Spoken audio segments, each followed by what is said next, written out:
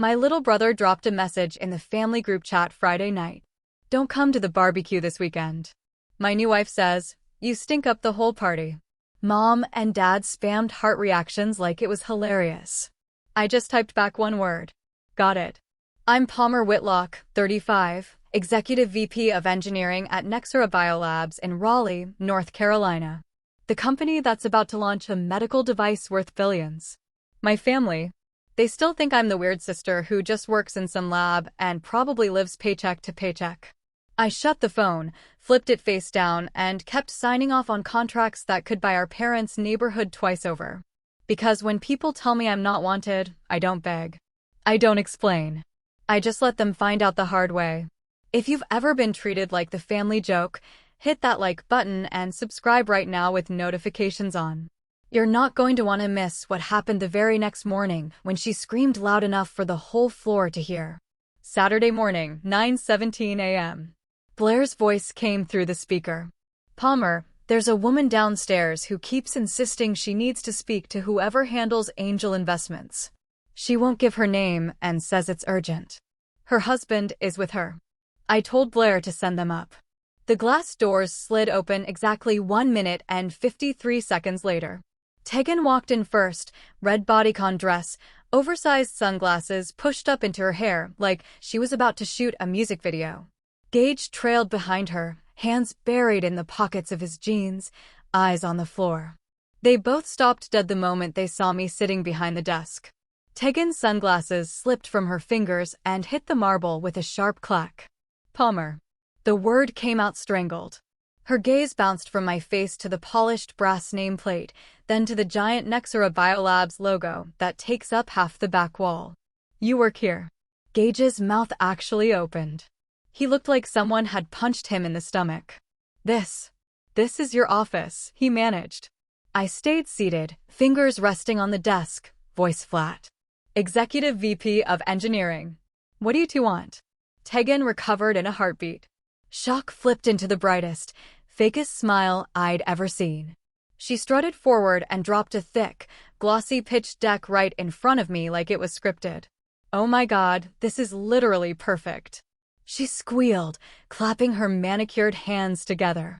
I'm raising for my medical diagnostic startup, next-gen point-of-care testing, total game changer. We need $2 million to push through FDA clearance. You're literally in the industry. You can write the check today. Gage finally found his voice and nodded hard. Yeah, sis. It's a slam dunk. Family looks out for family, right? I didn't touch the deck. You showed up at my job. No appointment on the Saturday of Memorial Day weekend to ask for $2 million.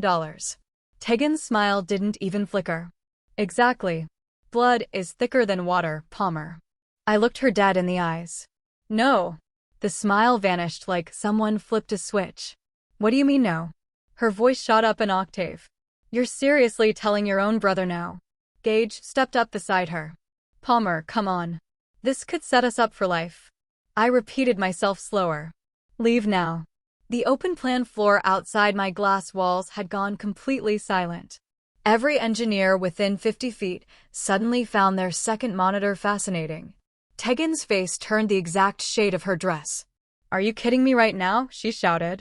You sit up here in your fancy corner office making millions, and you won't help your own flesh and blood.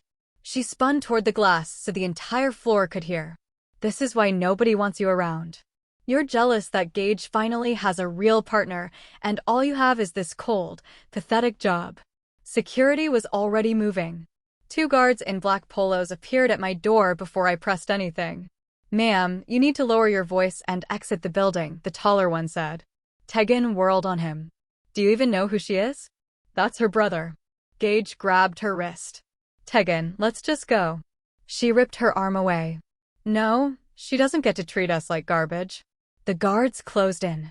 One already had the elevator held open. Gage looked back at me one last time, eyes wide with betrayal. You're really picking this place over us, he muttered as they pulled Tegan into the hallway. She was still screaming about lawsuits, and you'll regret this, when the doors sealed shut. Blair stepped in after the chaos disappeared down the shaft. Your brother's wife is a special kind of special, she said. I flipped the pitch deck open just long enough to see the cover page. Tegan Ashford, CEO and founder. Gage wasn't mentioned once. I fed the whole thing into the shredder and watched the ribbons curl. My phone started vibrating off the desk before the elevator even reached the parking garage. The first call from Gage hit before I even poured coffee. I let it ring. He called again. Third time. Fourth. On the fifth, I answered. What do you want, Gage? His voice cracked with pure fury. Do you have any clue how humiliated Tegan is right now? She's sitting in the car crying her eyes out because of you. I stayed silent, waiting. You couldn't give us 5 minutes. He kept going. You had to call security like we're trash in front of your entire company. Still nothing from me. You're heartless, Palmer. You always have been. I took a slow sip of coffee. Anything else? He hung up. 10 minutes later, the texts rolled in. Gage, you just killed our future. Gage, Tegan hasn't stopped crying since we left. Gage, hope that big office keeps you warm at night. I muted the thread and opened my Wells Fargo app instead. That's when the notification banner dropped. Pre-approval alert, $480,000. Personal loan. Cosigner, Palmer Whitlock. Primary borrower, Gage Whitlock. Secondary borrower, Tegan Ashford Whitlock. They had filled the application at 2:14 a.m. using my social security number, old pay stubs I'd left at Mom's house years ago, my exact salary from public SEC filings, and my current address. The bank system had already soft approved it pending final review. I dialed Mark, my relationship manager at Wells Fargo. Mark, there's a $480 personal loan in my name. Carrie Branch. Kill it. He pulled it instantly. Cosigner listed as you. You want hard denial and fraud flag. Hard deny, fraud flag, and freeze any new applications with my info for the next 90 days. Done. Confirmation email coming in 4 minutes. It landed at 10:04 a.m. Status: permanently denied. Reason: cosigner withdrawal and suspected identity fraud. I forwarded the PDF to Gage. No caption. He called immediately. I declined. He called again. Declined. Then Tegan's number lit up the screen. I answered. You think you're so clever, don't you? She spat. Blocking our loan like a child. You used my identity without permission. It's called family support. You clearly wouldn't know anything about that. You forged my signature on a legal document. Oh, please. You make millions. 480 is pocket change to you. I notice fraud just fine. She laughed, cold and vicious. Keep playing the poor victim. I'm telling Mom and Dad exactly what kind of selfish, greedy daughter they raised. By the time I'm finished, you'll be persona non grata at every family event for the rest of your life. Do it, I said. Start with how you tried to steal $500,000 using my name. 3 full seconds of dead air. You will regret this, she hissed. I promise you. She ended the call. I set the phone down and stared out the window at downtown Raleigh. At 10:27, the family group chat exploded. Mom, Palmer, did you really embarrass your brother and Tegan at your office? Mom, this is not how we raised you. Gage, she called security on us guys. Over money. I left every message on read. By noon, Tegan had posted a long tear-soaked Instagram story about toxic relatives who only care about money and titles, complete with a shaky video of the Nexera building and captions about being stabbed in the back by blood. She tagged the company account. Blair screenshotted it and sent it to legal within 30 seconds. I told legal to hold off for now. At 12:43 p.m., another Wells Fargo alert pinged. New joint credit card application submitted. My name and Gage's. Requested limit $50,000. I called Mark again. He killed it before the system even finished processing.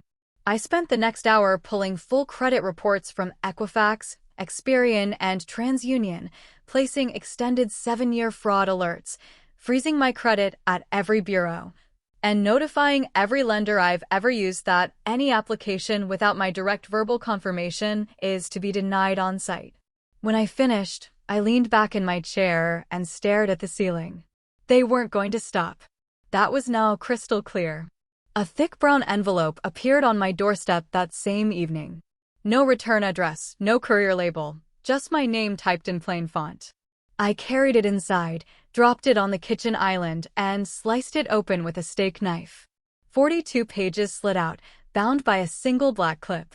The cover page read, Private Investigation Report. Subject, Tegan Ashford. Prepared for anonymous client. Date, May 24th. Dad's handwriting jumped out at me before I turned another page. I pulled the small note free first. It was written on the back of an old power bill, shaky blue ink. I've been suspicious for a long time, but didn't know how to bring it up. If you can handle this, please do. I'm sorry, Dad. I sat down and started reading. Page 1, Summary. Tegan Ashford, age 27, married Gage Whitlock, December 2023. Previous marriage, Maverick Whitaker, 2021 to 2022, dissolved after Chapter 7 bankruptcy filing. Pages 2 through 12, court documents from Maverick Whitaker's bankruptcy. Tegan had convinced him to max out 8 credit cards for inventory for a beauty product startup that never launched. Total debt, $210,000. Maverick lost his house in Buckhead. His truck and his credit score dropped to 480. Tegan walked away with a settlement that paid her legal fees and left him with everything. Pages 13 through 20. Current credit report pulled yesterday. Tegan personally owes $189,000 across 12 cards, all maxed. Interest alone runs her $3,000 a month. Pages 21 through 34.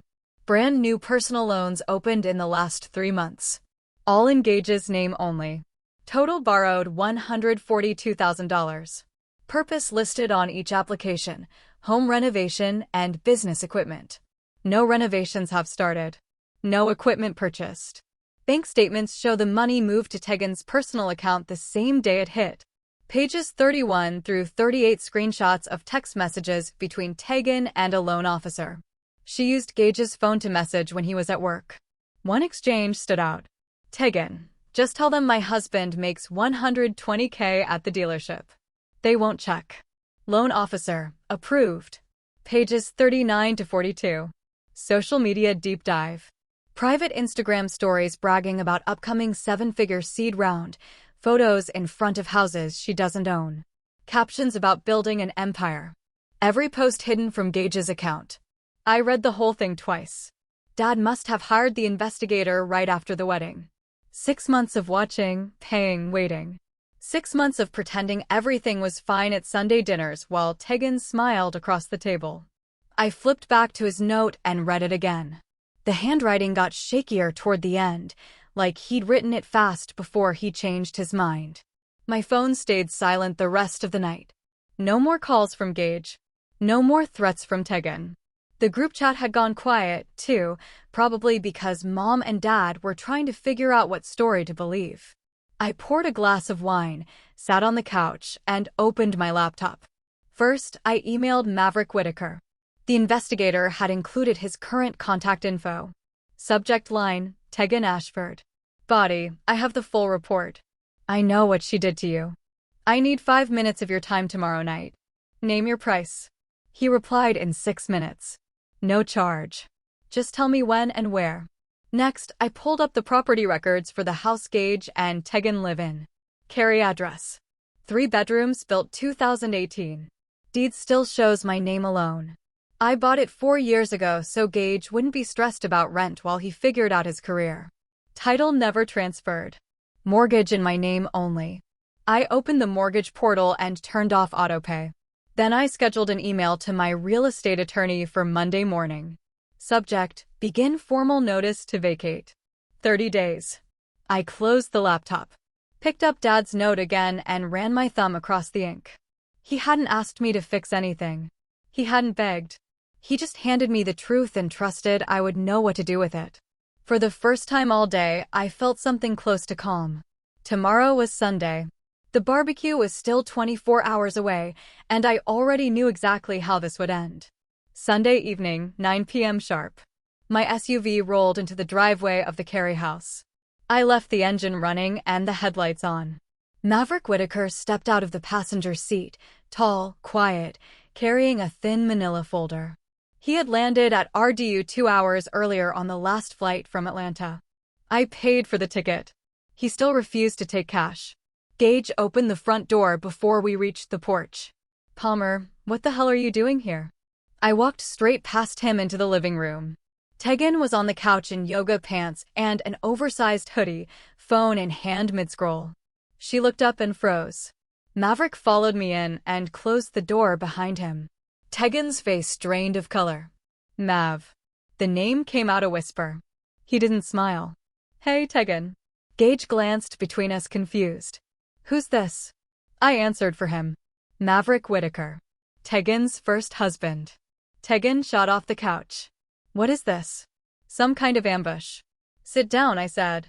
She didn't. Gage did. Maverick placed the folder on the coffee table and flipped it open. Court-stamped bankruptcy petition 2022. 8 Max credit cards. A house foreclosed in Buckhead. His signature next to hers on every page. He pulled out his phone. Next, opened a screenshot gallery and laid the phone face up. Text from Tegan to him, 2 years old. Sign the new cards, baby. It's just temporary. Once the business takes off, we'll pay it all back. Promise. Stop being paranoid. The bank won't even notice. Gage stared at the screen like it was written in another language. Tegan found her voice. That was years ago. I was young. I made mistakes. You drained him dry. I cut in. Then you moved on to the next one. Gage finally looked at her. Tegan. She turned on him, eyes blazing. She's lying. She's trying to ruin us because she's jealous. Maverick spoke for the first time. Voice low. I lost everything. House, credit, savings. She told me the same story she's telling you now. Word for word. Tegan lunged for the phone. Maverick pulled it back. I reached into my bag and set a single document on top of the bankruptcy papers. The deed to the house we were all standing in. Recorded 2021. Owner, Palmer Whitlock. Sole name. No mortgage in Gage's name. No cosigners. Gage read the first line and went pale. I kept my voice level. I bought this place 4 years ago, so you wouldn't have to worry about rent while you figured things out. Title never changed. Mortgage is in my name only. Insurance, too. Tegan laughed high and desperate. You're bluffing. You wouldn't throw your own brother out. I already turned off autopay on the mortgage this morning, I said. And I've removed my name from every account, loan, and application you've touched. Gage stood up slowly. Palmer, you can't. I can. And I am. All financial support ends tonight. The house is mine. You have 30 days to vacate. Tegan stepped toward me, finger pointed. You evil. Maverick moved between us. Don't. She stopped, breathing hard. Gage's voice cracked. You're destroying my marriage. You're destroying my life. No, I said. She did that the day she decided to use you the same way she used him. Tegan's eyes filled with tears. Real or fake? Impossible to tell.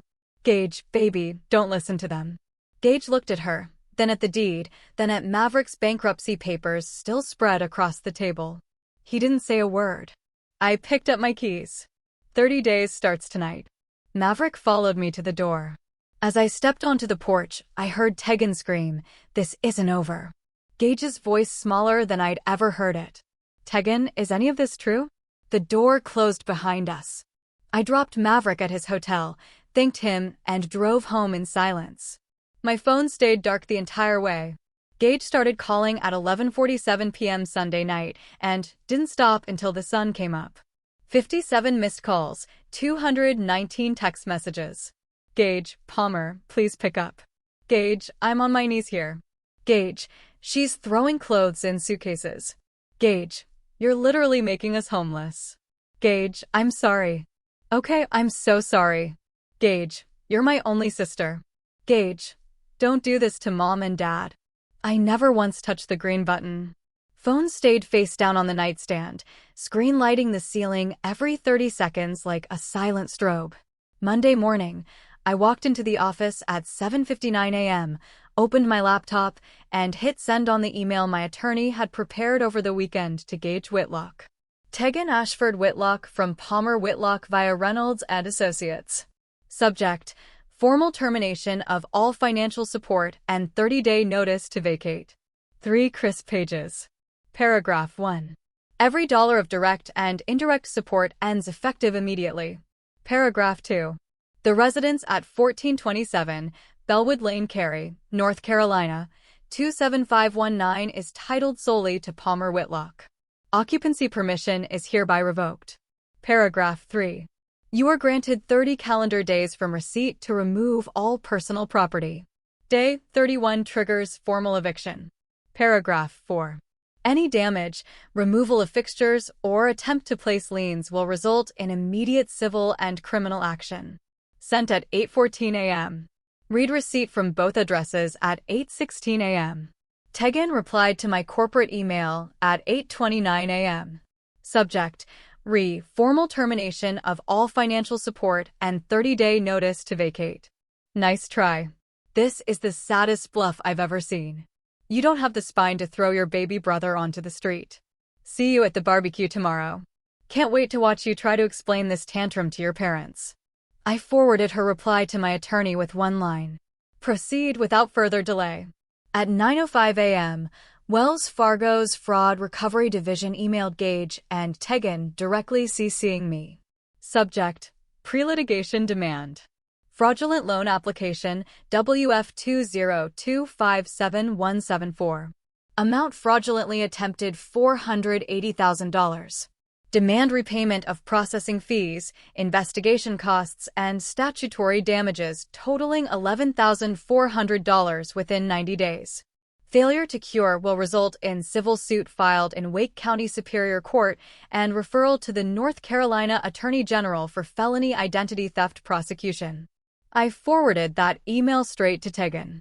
No text, no emoji, just the forward. She responded in 9 seconds. Tegan, you went to the bank.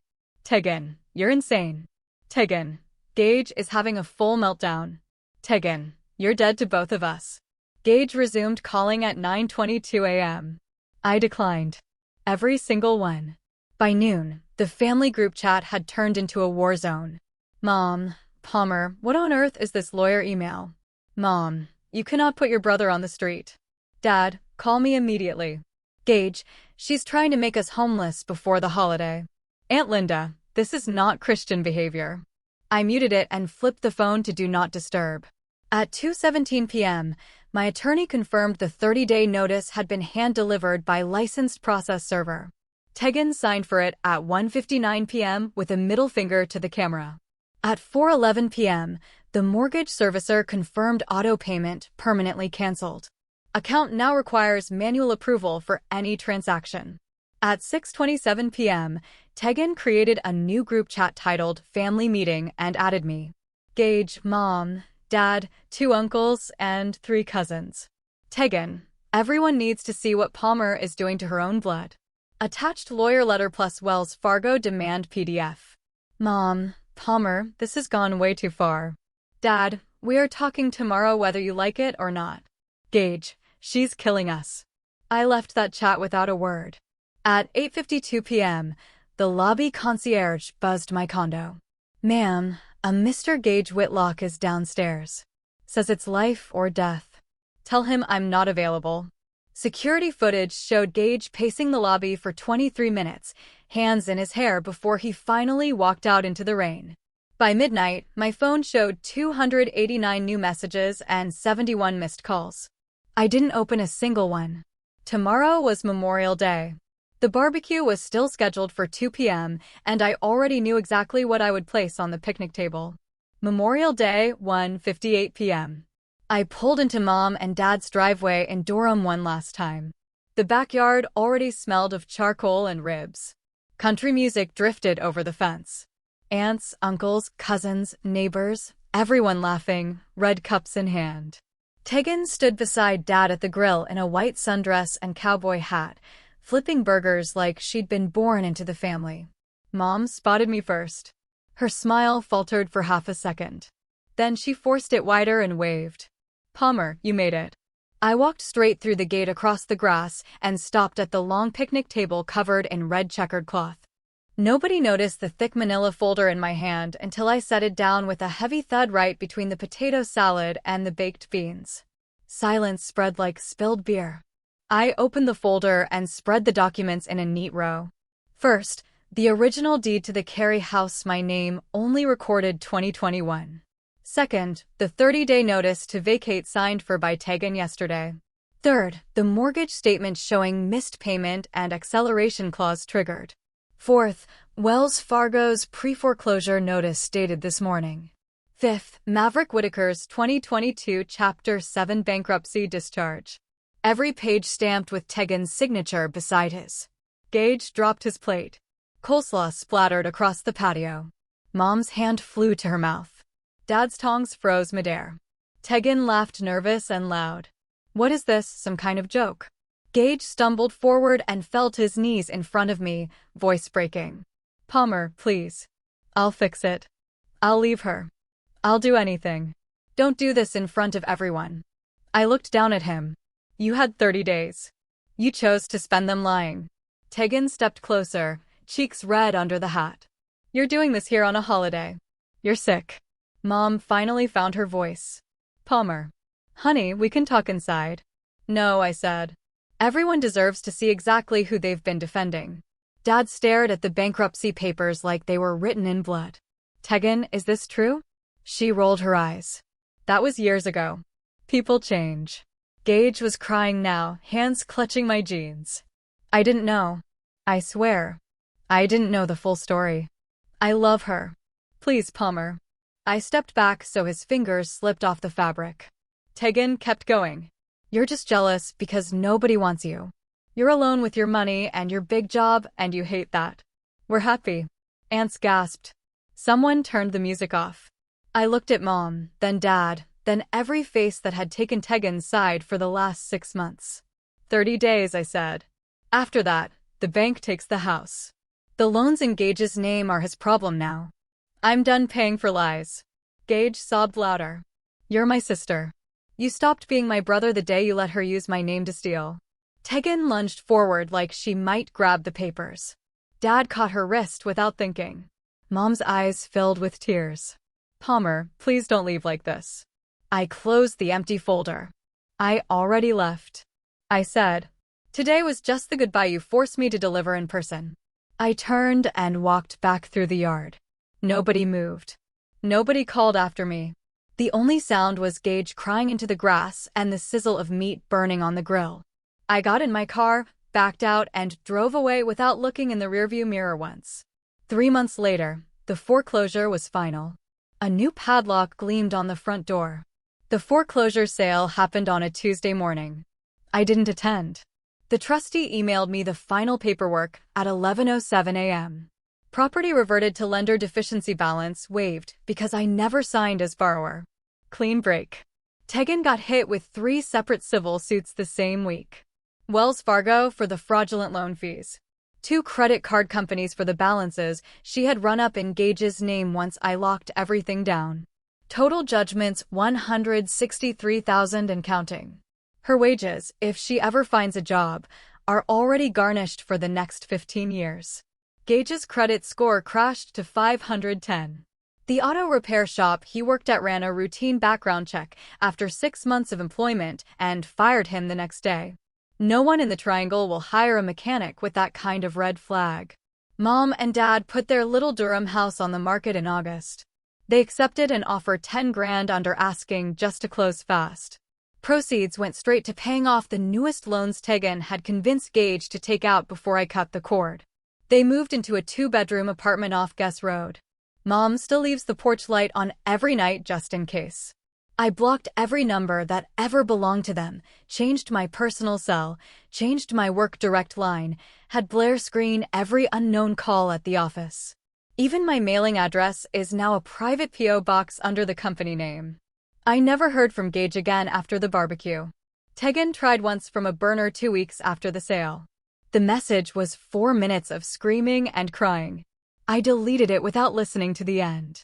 Sometimes late at night, I pull up the county property records and look at the Carey house. Status: bank owned.